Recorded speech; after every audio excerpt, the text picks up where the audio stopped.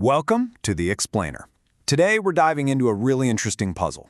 If being book smart is so important, why do some of the most brilliant people we know make just awful mistakes in their personal lives? We're going to explore this paradox of intelligence and why everything we learn in school might be missing a huge piece of what it takes to live a successful life. Right, let's just jump straight in with the big question, the one that kind of gets to the heart of it all. We've all seen it, right? Someone who's a certified genius, but their personal life is a total train wreck. Or a top professional who just implodes because they have zero self-control. It really makes you wonder, what kind of intelligence actually matters? I mean, just look at the shocking case of a student named Jason. By every single academic measure, this kid was a superstar, a 4.6 GPA, taking all the advanced courses.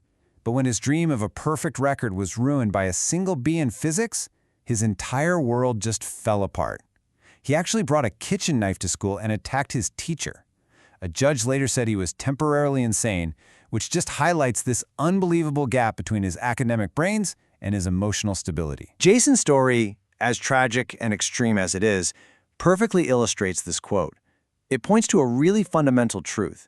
The kind of intelligence we celebrate in our culture, academic intelligence, gives you almost no preparation for the chaos and the opportunities that life is going to throw at you. So here's the key takeaway. IQ is a pretty decent predictor of the type of job you can handle from a cognitive standpoint. It gets you in the door. But once you're there, it's a terrible predictor of who's actually going to thrive, who's going to be a great leader, a trusted friend, or just lead a happy, fulfilled life. Turns out, those things depend on a completely different set of skills. Okay, so if traditional intelligence isn't the whole story, then what is this other kind of smarts?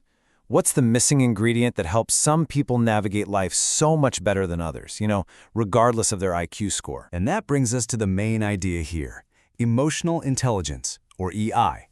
It was first formally defined back in 1990 by two psychologists, Peter Salovey and John Mayer. And it's not about just being nice all the time, or bottling up your feelings. It's about understanding them in yourself and in other people, and then using that information to make smarter choices. What's really powerful about this idea is how they broke it down into these 5 core skills that you can actually learn. You can think of EI as a kind of meta ability. It doesn't replace your raw intellect. It actually determines how well you're able to use it. It all builds from here. Knowing what you're feeling, controlling your impulses, understanding what makes others tick, these are the real building blocks. So what does all this look like in the real world? I mean, how does mastering your impulses or using your emotions for good actually lead to success? Well, the evidence is pretty amazing. This one simple question was at the heart of a famous experiment at Stanford back in the 60s. They brought in a bunch of 4-year-olds, sat them in a room with a marshmallow, and gave them a choice. You can eat this one right now, or if you can wait 15 minutes for me to come back, you'll get 2. It was a perfect, simple test of impulse control. And the results were just astonishing. When researchers followed up with those same kids 14 years later, the difference was night and day. The kids who waited for the second marshmallow grew up to be teenagers who were way more confident, more dependable, and just much better at handling stress and sticking with their goals. That one little act of self-control at age 4 was a huge predictor of their future success. Another one of these core skills is self-motivation. And a huge piece of that puzzle is hope. And we're not talking about wishful thinking, we're talking about the real belief that you have some power to change your circumstances, that you can find a way to reach your goals even when things get really, really hard. It's basically the opposite of giving up. And this idea of hope, of optimism, translates directly to performance in the real world. Check this out.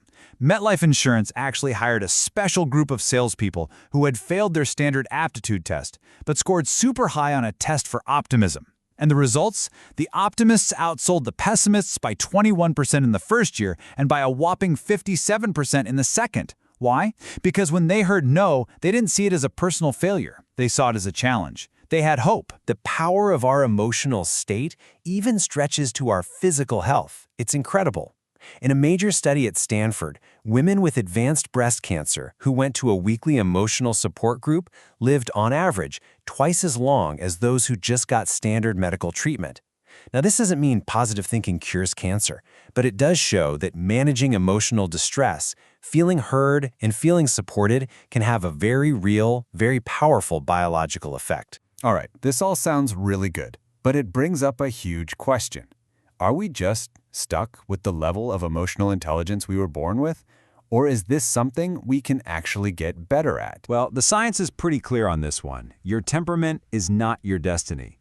Yeah, we might be born with certain tendencies. Some of us are naturally shy, others are more bold, but our brains are incredibly plastic. Our life experiences can literally rewire our neural circuits.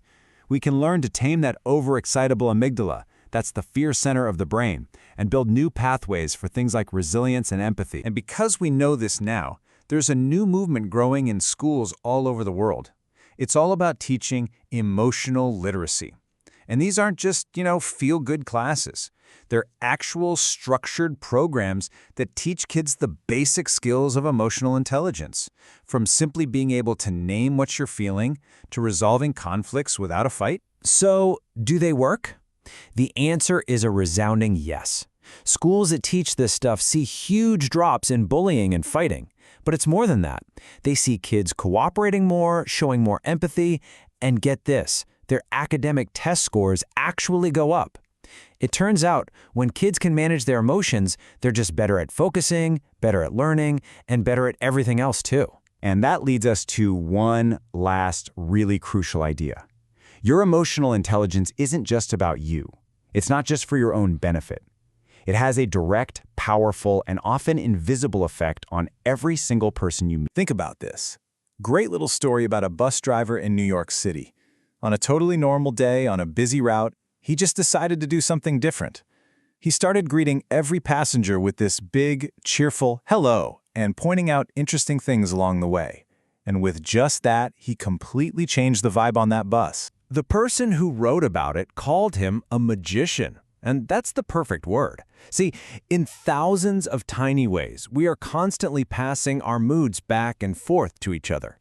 It's a real thing called emotional contagion. Our feelings literally leak out of us through our voice, our face, our posture, and they infect the people around us, for good or for bad. So that brings us to the final question, and this one's personal. We are all emotional broadcasters. Every single interaction is an exchange. So what are you broadcasting?